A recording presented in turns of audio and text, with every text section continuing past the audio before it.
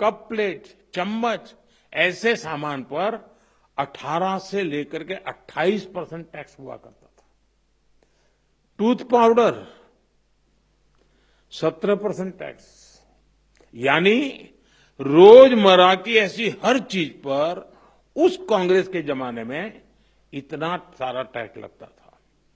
हालत ये थी कि कांग्रेस वाले बच्चों की टॉफी पर भी 21% टैक्स लेते थे। ये कभी उस समय अखबार में आपका ध्यान गया होगा कि नहीं, वो पता नहीं। मोदी ने किया होता तो बाल नोच लेते। साइकिल जो देश के करोड़ों लोगों की रोज की जरूरत है, उस पर भी 17% टैक्स हुआ करता था। सिलाई मशीन लाखों लाख माताओं बहनों के लिए स्वाभिमान और स्वरोजगार का एक जरिया है, यंत्र है। इस पर 16% टैक्स होता था। मिडिल क्लास के लिए घूमना फिरना तक कांग्रेस ने बहुत मुश्किल कर दिया था। कांग्रेस राज में होटल के कमरे की बुकिंग पर 14% टैक्स और उसके ऊपर कई राज्यों में लग्जरी टैक्स लगता था, वो अलग।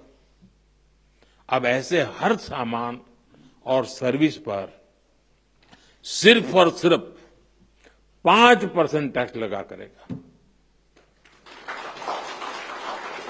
अब आपको ध्यान में आता है कि 5% में क्या बनना, कोई तो लिखेगा ओह अभी भी मोदी 5% लेता है।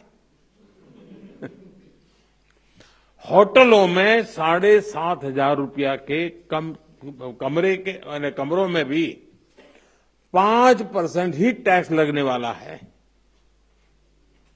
ये काम किया है आपने, काम करने वाली सरकार चुनी, वैसी भाजपा एनडीए सरकार ने किया है। साथियों, पहले अक्सर ये शिकायत रहती थी कि भारत में इलाज बहुत महंगा था। छोटे छोटे टेस्ट तक गरीब और मिडिल क्लास की पहुंच से बाहर होता था। कारण ये था कि कांग्रेस सरकार डायग्नोस्टिक किट जो पर होती है उस पर 16% टैक्स लेती थी। हमारी सरकार ने ऐसे हर सामान पर टैक्स को सिर्फ 5% कर दिया है। साथियों, कांग्रेस के राज में घर बनाना बहुत ही महंगा काम था। क्यों? क्योंकि सीमेंट पर कांग्रेस सरकार 29% टैक्स वसूलती थी। जैसे तैसे घर बना भी लिया तो एसी और टीवी या पंखा कुछ भी लाना है वो भी महंगा हो जाता था, क्योंकि कांग्रेस सरकार ऐसे सामानों पर 31% टैक्स वसूलती थी, 31%। अब हमारी सरकार ने ऐसे हर सामान पर टैक्स को 18% कर दिया, करीब करीब आधा कर दिया है। साथियों, कांग्रेस राज में किसान भी बहुत दुखी थे। 2014 से पहले किसान की खेती लागत अधिक थी और लाभ बहुत कम था। कारण यह था कि खेती किसानी के सामान पर भी कांग्रेस सरकार बहुत अधिक टैक्स वसूलती थी।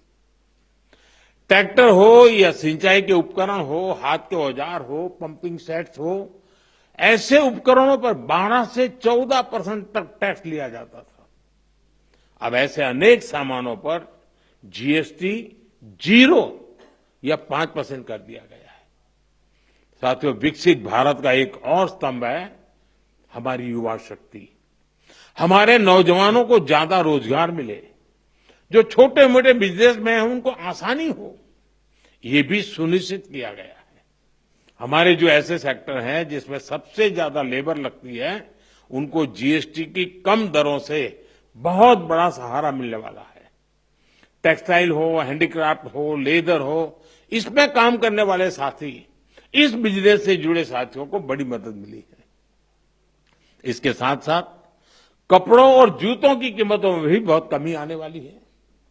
हमारे स्टार्टअप्स, एमएसएमई, छोटे व्यापारी, कारोबारियों के लिए टैक्स तो कम हुआ ही है, साथ ही कुछ प्रक्रियाओं को भी सरल किया गया है। इससे उनकी सहूलियत और बढ़ेगी। साथियों, नौजवानों को एक और फायदा फिटनेस के सेक्टर में भी होने वाला है। जिम, सैलून, योगा जैसी सर्विसेज पर टैक्स कम किया गया है। यानी हमारा नौजवान फिट भी होगा और हिट भी होगा। और मैं आपको याद दिला दूं, सरकार आपकी फिटनेस के लिए इतना कुछ कर रही है, तो एक बात मैं बार बार कहता हूं, आप तो ऐसे लोग हैं, डेली 200 लोगों से बात करते हैं आप लोग। आप लोगों को मेरी बात जरूर बताइए कि मोटापा हमारे देश के लिए बहुत चिंता का विषय है, इसलिए खाने का तेल 10% कम करने से शुरुआत करें। मोहम्मद जी, आप मेरा एम्बेसडर बन जाइए।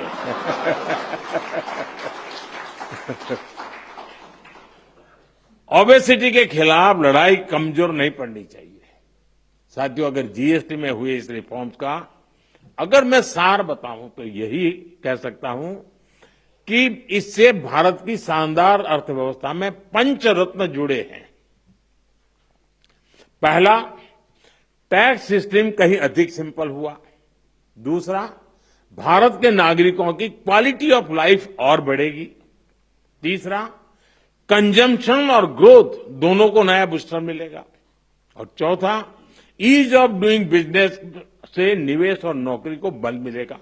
और पांचवा, विकसित भारत के लिए कोऑपरेटिव फेडरलिज्म यानी राज्यों और केंद्र की साझेदारी और मजबूत होगी। साथियों, नागरिक देवो भव ये हमारा मंत्र है। इस वर्ष सिर्फ जीएसटी में ही कमी नहीं की गई, इनकम टैक्स में भी बहुत कम किया गया है। 12 लाख रुपए तक की इनकम पर टैक्स को जीरो किया गया है। आजकल तो आप आईटीआर फाइल कर रहे हैं, तब इस फैसले का सुखद एहसास और भी अधिक होता है कि नहीं, यानी इनकम में भी बचत और खर्च में भी बचत। अब ये डबल धमाका नहीं है तो क्या है। साथियों, आजकल महंगाई की दर भी बहुत निचले स्तर पर है, नियंत्रण में है। और यही तो प्रो पीपल गवर्नेंस है। जब जनहित और राष्ट्रहित में फैसले लिए जाते हैं तब देश आगे बढ़ता है। और इसलिए ही आज भारत की ग्रोथ करीब करीब 8% है। यानी दुनिया में हम सबसे तेज गति से ग्रो कर रहे हैं। ये 140 करोड़ भारतीयों का सामर्थ्य है, 140 करोड़ भारतीयों का संकल्प है। और मैं आज देशवासियों को फिर कहूंगा, भारत को आत्मनिर्भर बनाने के लिए रिफॉर्म्स का ये जो सिलसिला चलता रहेगा वो रुकने वाला नहीं है। साथियों, भारत के लिए आत्मनिर्भरता ये कोई नारा नहीं है, इस दिशा में ठोस प्रयास हो रहे हैं। मेरी आप सभी से, देश के सभी शिक्षकों से भी अपेक्षा है कि आत्मनिर्भर भारत के महत्व का बीजारोपण, इस विचार की सीढ़ी निरंतर हर विद्यार्थी में करते रहें। आप ही हैं जो बच्चों को बहुत सरलता से उनकी अपनी भाषा और बोली में भारत के आत्मनिर्भर होने के महत्व को समझा सकते हैं। और आपकी बात वो मानता भी है। आप उन्हें बता सकते हैं कि दूसरों पर निर्भर रहने से देश कभी उतनी तेजी से आगे नहीं बढ़ सकता जितना उसका सामर्थ्य होता है। साथियों, भारत के आज के विद्यार्थियों और आने वाली पीढ़ियों में एक सवाल शुरू से ही प्रचारित और प्रसारित किए जाने की जरूरत है। ये हमारा कर्तव्य है जी। मैं चाहता हूं असेंबली में भी इसकी चर्चा हो। कभी कभी तो एक प्रयोग करके देखिए आप, कभी हमें पता ही नहीं होता है कि हमारे घर में विदेशी चीजें कैसे घुस गई है, पता ही नहीं है। इरादा नहीं है कि मुझे विदेशी चाहिए, नहीं, पता ही नहीं है। बच्चे परिवार में बैठ करके एक सूची बनाएं कि सुबह उठने से दूसरे दिन सुबह तक उपयोग में आने वाली कितनी चीजें विदेशी हैं, उसे पता ही नहीं है। हेयरपिन भी विदेशी आ गई है, कंघा भी विदेशी आ गया है, पता ही नहीं उसको। जागरूकता आएगी तो कहेगा, अरे यार भाई, मेरे देश को क्या मिलेगा। और इसलिए मैं मानता हूं कि आप पूरी नई पीढ़ी को आंदोलित कर सकते हैं। जो काम महात्मा गांधी जी ने किसी समय हमारे लिए छोड़ा है, अब पूरा करने का सौभाग्य हमें मिला है और मैं चाहता हूं कि हम लोगों ने करना चाहिए। और मैं बच्चों के सामने हमेशा एक बात उनको प्रेरित करते हुए कहता रहूं, मैं ऐसा क्या करूं जिससे मेरे देश की किसी न किसी आवश्यकता की पूर्ति हो। ये चीज है मेरे देश में नहीं है, नहीं मैं करूंगा, मैं कोशिश करूंगा, मैं मेरे देश में लाऊंगा। अब आप कल्पना कीजिए, हमारे देश में आज भी 1,00,000 करोड़ रुपया का खाने का तेल बाहर से लाना पड़ता है, खाने का तेल। हम कृषि प्रधान देश हैं, या तो हमारी लाइफस्टाइल, या हमारी आवश्यकताएं, या हमारी मजबूरियां, तो ऐसी बहुत सी चीजें हैं, देश को आत्मनिर्भर बनाना ही पड़ेगा। अब 1,00,000 करोड़ रुपया बाहर जाता है, वो यहीं रहता तो कितने स्कूल के बिल्डिंग बन जाते, कितने बच्चों की जिंदगी बन जाती। और इसलिए आत्मनिर्भर भारत की बात को हमने अपना जीवन मंत्र बनाना पड़ेगा और हमने नई पीढ़ी को उसके लिए प्रेरित करना पड़ेगा और देश की आवश्यकता के साथ खुद को जोड़ना चाहिए। ये बहुत जरूरी है। ये देश ही है जो हमें कहां से कहां पहुंचाता है। ये देश ही है जो हमें इतना कुछ देता है। इसलिए हम देश को क्या दे सकते हैं, देश की किस जरूरत को पूरा कर सकते हैं, ये हर विद्यार्थी के मन में, हमारी नई पीढ़ी के मन में जरूर रहना चाहिए। साथियों, आज भारत के स्टूडेंट्स में इनोवेशन के प्रति, साइंस और टेक्नोलॉजी के प्रति नया रुझान पैदा हुआ है। इसमें बहुत बड़ी भूमिका चंद्रयान की सफलता ने निभाई है। चंद्रयान ने देश के बच्चों को साइंटिस्ट बनने के लिए, इनोवेटर बनने के लिए प्रेरित किया। अभी हमने हाल ही में देखा, स्पेस मिशन से लौटे ग्रुप कैप्टन शुभांशु शुक्ला जब अपने स्कूल पहुंचे तो कैसे पूरा वातावरण बदल चुका। शुभांशु की इस उपलब्धि में उनके शिक्षकों का योगदान जरूर रहता है, तभी तो होता है। यानी शिक्षक नौजवानों को सिर्फ पढ़ाते ही नहीं है, उन्हें गढ़ते हैं, एक दिशा दिखाते हैं। साथियों, आपके इस प्रयास को अब अटल इनोवेशन मिशन और अटल टिंकरिंग लैब से भी मदद मिल रही है। अब तक देश में 10,000 अटल टिंकरिंग लैब बन चुकी हैं। देश ने 50,000 नई अटल टिंकरिंग लैब्स को बनाने का निर्णय लिया है। इस पर भी तेजी से काम चल रहा है। इन लैब्स में भारत के नौजवान पीढ़ी को इनोवेशन का हर मौका मिले, ये आप सभी शिक्षकों के प्रयासों से ही होने वाला है। साथियों, एक तरफ हमारी सरकार इनोवेशन पर, युवाओं को डिजिटल एम्पावर करने पर बल दे रही है, दूसरी तरफ डिजिटल दुनिया के जो दुष्प्रभाव है उनसे भी हमारी नई पीढ़ी को, हमारे स्कूल के बच्चों को, हमारे स्टूडेंट्स को, हमारे परिवार के बच्चों को, हमें उनको बचाना होगा। उनकी हेल्थ और प्रोडक्टिविटी बढ़ाने पर भी बल देना ये हम सबका सामूहिक कर्तव्य है।